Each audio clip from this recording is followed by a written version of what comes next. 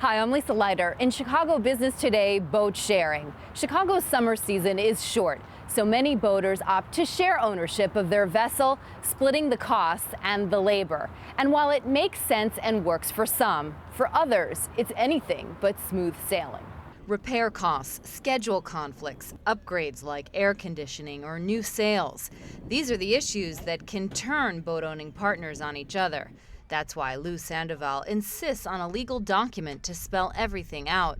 He's on his fourth partnership and says agreements have made his previous splits easy when co-owners wanted out. If there's going to be a sticking point, it's how the boat is used. And that's, from my client base, that's where I've seen the biggest kind of, the kind of hiccup is where people kind of say, hey, well, I want to race it, and then the other person wants to take his family out for a cruise. So, and they happen to be on the same weekend, like the weekend of the Air and Water Show, so you can't kind of do both. So, you know, there's compromise that needs to occur on that, and, you know, like anything, that should be defined up front. Sandoval says partnerships go wrong when owners are not on the same page. One person's need may be another person's luxury. There are three kinds of boating co-owners in the Chicago harbors.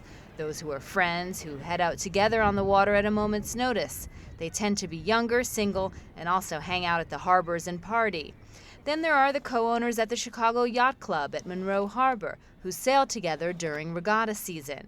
And then there are those who share ownership but hardly see each other.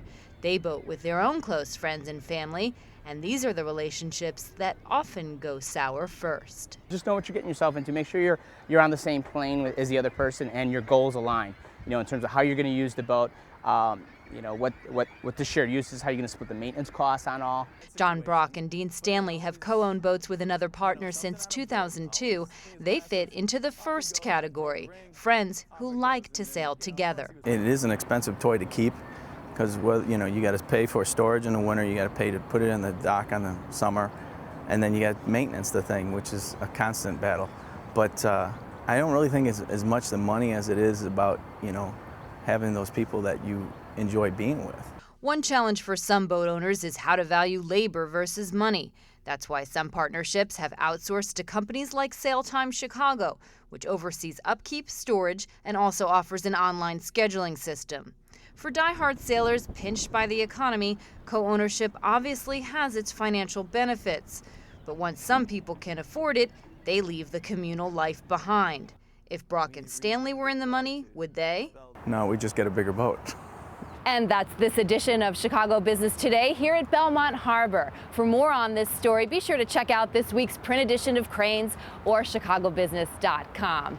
Thanks for watching. Have a wonderful weekend. Hope you get out here to enjoy the lakefront, and we'll see you back here on Monday.